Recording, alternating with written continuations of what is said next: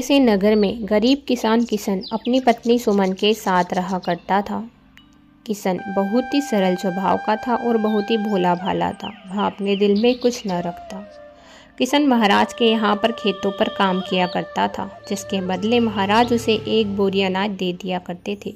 किशन तो इसमें ही खुश था, लेकिन उसकी पत्नी इसमें खुश नहीं थी, क्योंकि एक बोरी अनाज से घर का खर्च नहीं चल पाता था। अरे आज तो एक बोरी अनाज खत्म हो गया है। 15 दिन ही हुए हैं, लेकिन एक बोरी अनाज मुश्किल से चल पाता है। मुझे तो समझ ही नहीं आता। ये महाराज से बात भी नहीं करते, क्योंकि हमें अब एक बोरी नहीं बल्कि 3 बोरी अनाज की ज़रूरत पड़ती है। अगर महाराज 3 बोरी अनाज देंगे तभी हमारे घर का खर्च चलेगा। मुझे इनसे बात करनी ही होगी।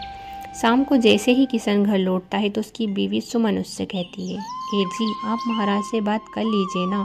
हमारे घर में एक बोरी नहीं बल्कि 3 बोरी अनाज की ज़रूरत पड़ती है। महाराज ने तो वैसे भी कह रखा है ना कि जिसके घर में जितने अनाज की ज़रूरत पड़ती है वहाँ उसे कह दें।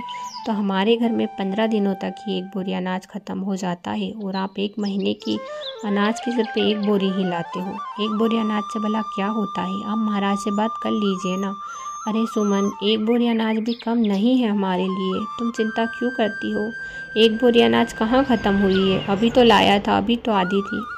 खुद देख लीजिए ना, रसोई घर में 1 बोरी अनाज कितनी जल्दी ख़त्म हो गया है। हमारा मोंटू अब बड़ा हो गया है, उसे भी खाने के लिए खाना चाहिए होता है। तो 1 बोरी अनाज से हमारा घर खर्च नहीं चलता। आपसे कितनी बार कह दिया है मैंने। अच्छा ठीक है, अगर तुम कहती हो तो मैं महाराज से कह दूंगा कि हमें 1 बोरी की जगह वहाँ 3 बोरी अनाज दे दें।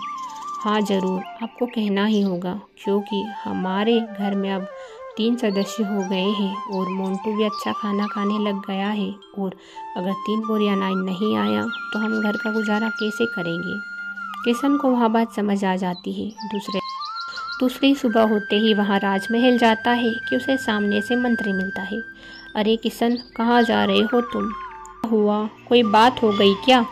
हाँ मंत्री जी, मुझे महाराज से मिलना है। अभी मुझे ज़रूरी बात करनी है, इसीलिए तो मैं राजमहल आया हूँ ना। वो तो मुझे पता है, लेकिन वो विश्राम कर रहे हैं। अभी तुम अंदर नहीं जा सकते, क्योंकि महाराज अगर विश्राम कर रहे होते हैं और अगर कोई उन्हें कुछ कहता है तो वह गुस्सा हो जाते हैं। इसीलिए जो भी तुम्हें कहना हो तुम मुझे कह दो, मैं महाराज तक वह बात पहुंचा दूंगा। ठीक है मंत्री जी, आप महाराज से कह दीजिएगा कि मेरे घर में 1 बोरी की जगह वहाँ 3 बोरी अनाज पहुँचा दे, क्योंकि मेरा मोंटू अब बड़ा हो गया है और 1 बोरी अनाज से हमारे घर का खर्चा नहीं चलता। 15 दिन में ही 1 बोरी अनाज ख़त्म हो जाता है। तो आप यहाँ बात मंत्री तक ज़रूर पहुँचा देना। अच्छा ठीक है किशन, कल तुम आ जाना, मैं महाराज तक यहाँ सारी बात जल्द ही पहुँचा दूँगा। किशन यहाँ कहकर अपने घर आ जाता है और कहता है, अरे आज तो मैंने मंत्री से कह दिया है, वो जल्द ही महाराज से कह देगा और हमें महाराज 1 की जगह 3 बोरी अनाज ज़रूर दे देंगे। ये तो बहुत ही अच्छी बात है। अच्छा हुआ आपने जल्द ही महाराज से यहाँ बात कर ली, क्योंकि हमारे पास खाने के लिए अभी तो कुछ भी नहीं है। मंत्री महाराज से कुछ नहीं कहता और दूसरी सुबह होते ही किशन जैसे ही राजमहल पहुंचता है और मंत्री से कहता है, आपने महाराज से बात की या नहीं? वहाँ 1 बोरी की जगह हमें 3 बोरी देने वाले हैं या नहीं? क्योंकि हमारे घर का अनाज इस महीने का ख़त्म हो गया है। मैं चाहता हूँ कि अगले महीने का अनाज इस महीने ही दे दिया जाए। महाराज ने साफ इनकार कर दिया है। जिसको जितना मिल रहा है अनाज उतना ही दिया जाएगा। इससे ज़्यादा व कम महाराज को कुछ नहीं दिया। इससे ज़्यादा व कम किसी को कुछ नहीं देंगे महाराज। इसमें हमारे राजमहल का काफ़ी ज़्यादा नुकसान हो जाएगा, इसलिए किसी की मनमानी नहीं चलेगी। जो राजा कहेंगे जितना जिसको मिल रहा है उतना ही मिलेगा। किशन उदास हो जाता है और खेतों पर काम करने लगता है कि उसके मन में ख्याल आता है, अब मैं सुमन से क्या कहूँगा? कल तो सुमन बहुत ही ज़्यादा खुश थी कि राजा हमें 1 बोरी की जगह 3 बोरी अनाज देने वाले हैं, लेकिन अब तो शायद ही राजा हमें 3 बोरी अनाज दे। मैं क्या करूँगा? रात को जैसे ही किशन घर पहुँचता है तो कहता है, सुमन, राजा ने मना कर दिया है, वहाँ हमें 1 बोरी की जगह 3 बोरी अनाज नहीं देंगे, क्योंकि इसमें उनका बहुत ही ज़्यादा नुकसान है। किसी की मनमानी वहाँ नहीं करने देंगे, ये कहा है राजा ने। अरे कैसे महाराज है हमारे, जो हमारी मुसीबत में भी काम नहीं आते। आपको पता है ना, राशन का सामान है ही नहीं, अब हम क्या करेंगे? कुछ न कुछ इंतजाम में कर लूँगा, तुम चिंता मत करो। यह कहकर किशन दूसरे दिन फिर से राजमहल की तरफ जाता है कि जंगल रास्ते में वहाँ देखता है कि मंत्री किसी अजनबी इंसान से बातें कर रहा था। अरे, किसी को कानो कान खबर नहीं लगेगी। आप चिंता क्यों करते हो? इतने सालों से यहाँ करते आ रहे हो तो आप क्यों डर रहे हो? अरे, डरना तो पड़ता ही है ना यहाँ काम करने के लिए, लेकिन हाँ, यहाँ बात किसी को पता नहीं लगनी चाहिए कि मैं जो कर रहा हूँ वहाँ बहुत ही ज़्यादा खतरनाक भी साबित हो सकता है। इससे राजा मुझे राजमहल से बाहर निकाल सकते हैं। हाँ, वो बात तो है, लेकिन किसी को कानो कान खबर ही नहीं लगेगी। किसी को क्या पता लगेगा कि आखिर आप क्या कर रहे हो? यहाँ बातें किशन समझ नहीं पाता। अरे, ये मंत्री इस इंसान से क्या बातें कर रहा है? ऐसी कौन सी गलत बातें हैं जो ये दो कर रहे हैं? मुझे तो ऐसा आभास हो रहा है कि यहाँ दोनों कोई गलत काम ही कर रहे हैं। तभी वह सुनता है कि मंत्री उस इंसान से कहता है, लोगों के जितने भी अनाज देते हैं राजा, उनमें से आधे अनाज के बोरे में खुद रख लेता हूँ। राजा हर इंसान को 3 अनाज के बोरे देता है, लेकिन उनमें से 2 तो मैं रख लेता हूँ और 1 मैं उनको दे देता हूँ, जिससे 2 मैं लोगों को बेच देता हूँ और इससे मुझे मुनाफा भी मिलता है। राजा को तो कानो कान खबर भी नहीं पड़ी कि क्या हो रहा है और क्या नहीं। हाँ, इतने सालों से आप यही काम कर रहे हो, किसी को भनक तक नहीं लगी। अब कौन सी भनक लगने वाली है? आप आराम से यहाँ सब काम करिए, हमें कोई चिंता नहीं। हम तो लेने वाले हैं आपसे अनाज, क्योंकि हमें तो दूसरे राज्यों में बेचना है, तो हमें तो मुनाफा ही मुनाफा है। हाँ, लेकिन तुम किसी से कुछ मत कहना। समझ में आया या नहीं? समझ में तो आ गया। मैं किसी से भला क्यों कहूँगा, क्योंकि मुझे इस चीज़ में काफ़ी ज़्यादा मुनाफा है। किशन सब समझ जाता है। अरे, राजा तो सबको एक की जगह 3 बोरी अनाज देते हैं, लेकिन इसमें बीच में मंत्री ही खा जाता है। मुझे यह बात राजा को बतानी ही होगी। जैसे ही किशन चलता है तो उसके पच्छिन्न की आवाज़ मंत्री तक पहुंच जाती है। मुझे ऐसा आभास हो रहा है कि किसी ने हमारी बात सुन ली, मुझे डर लग रहा है। तभी उसकी नज़र किशन पर पड़ती है। वहाँ किशन के पास जाता है। अरे किशन, रुको, क्या सुना है तुमने? मुझे बताओ तो सही। मैंने सब सुन लिया है। राजा हमें 3 बोरी अनाज देते हैं, लेकिन उनमें से 2 बोरी तुम खुद रख लेते हो और 1 बोरी अनाज ही हम सब मजदूरों को देते हो। यह बात मुझे राजा को बतानी ही होगी, वरना तुम पता नहीं कब तक ऐसे ही गपोला करते रहोगे। नहीं नहीं, तुम यह बात राजा को किसी भी हालत में नहीं बता सकते।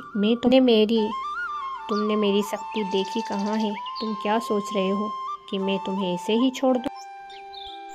इधर शाम हो जाती है और उसकी पत्नी चिंता करने लगती है। अरे, अभी तक मोंटू के पापा क्यों नहीं आए? अभी तक तो वो आ जाते, पता नहीं आज क्या हो गया है।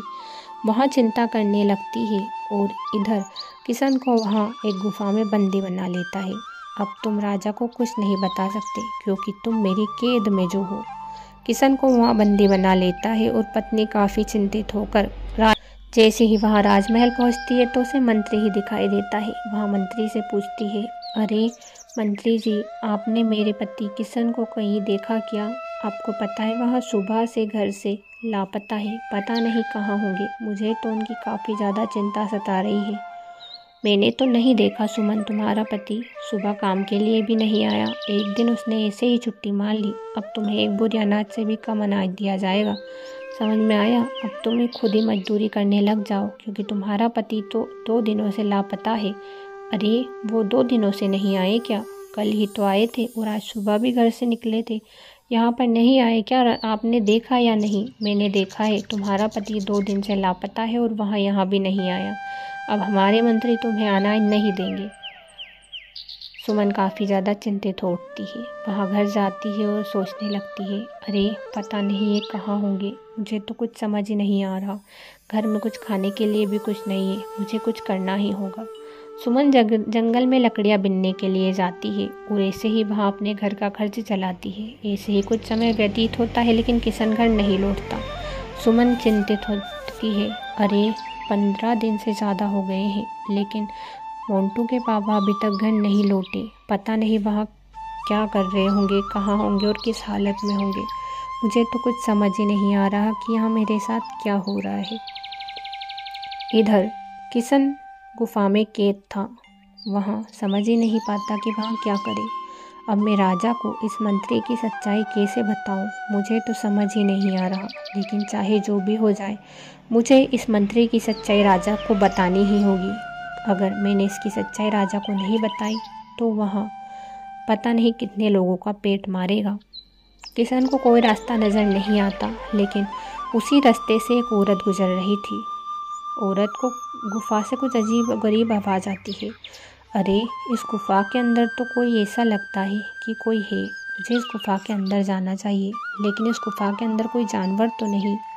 अंदर किशन को भी ऐसा आभास होता है कि कोई बाहर से गुजर रहा है, तो वहाँ आवाज़ लगाता है, कोई हो तो मुझे बचा लो, कोई हो तो मुझे बचा लो।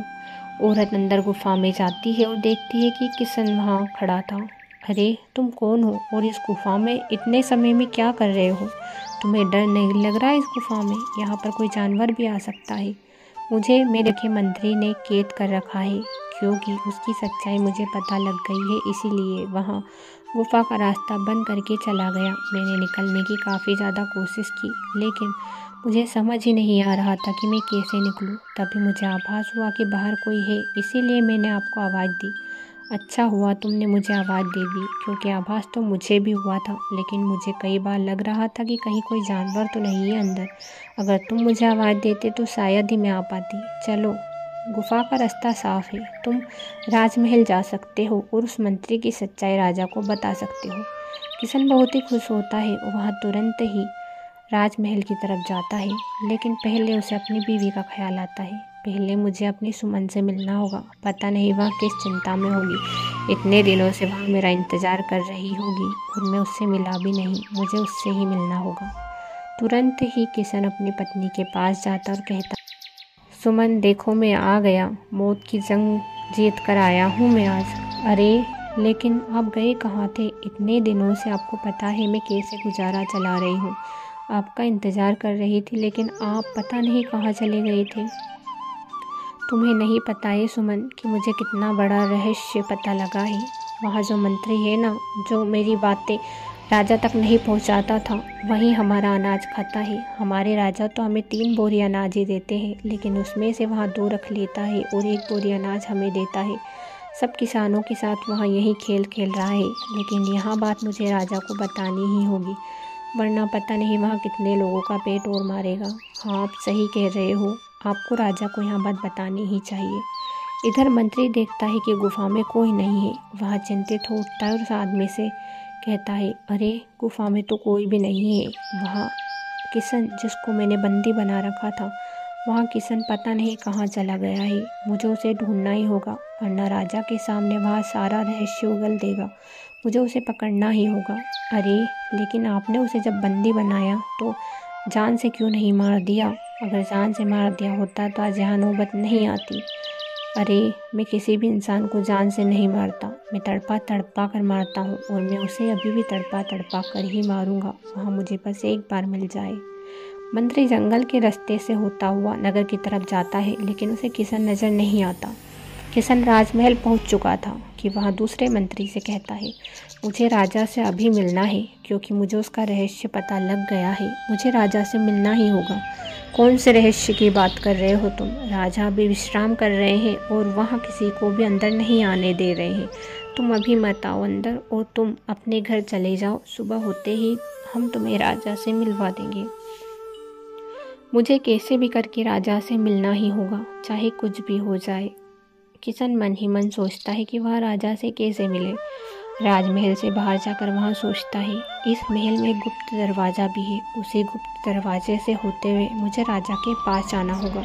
अगर मैं नहीं गया तो यहाँ रहस्य ही हो रहेगा और वह मंत्री पता नहीं कब मुझे मार दे। मुझे राजा तक यहाँ बात पहुँचानी ही होगी। मंत्री राजमहल पहुँच जाता है और दूसरे मंत्री से पूछता है, अरे, वहाँ किशन यहाँ आया था क्या? राजा से मिला या नहीं? कहाँ है वो?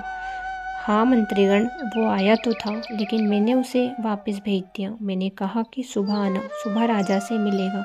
अभी राजा विश्राम कर रहे हैं। हाँ, तुमने बिल्कुल सही किया। इधर किशन गुप्त दरवाजे से होता हुआ राजा के पास पहुंच जाता है। राजा हैरान था, क्योंकि आज तक गुप्त दरवाज़ा किसी को नहीं पता था और किशन को पता था।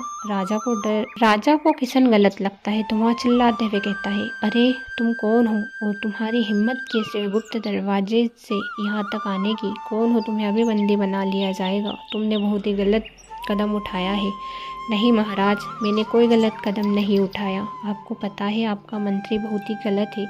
इसी का रहस्य बताने के लिए मैं आया हूँ। मैं 15 दिनों से उसके कैद में था क्योंकि मुझे उसका रहस्य पता लग गया था, लेकिन अब मैं छूट गया हूँ। मैं आपको सच्चाई बताने के लिए आया हूँ। आप मेरी बात एक बार मान लीजिए। क्या कह रहे हो? कौन से रहस्य की बात कर रहे हो तुम?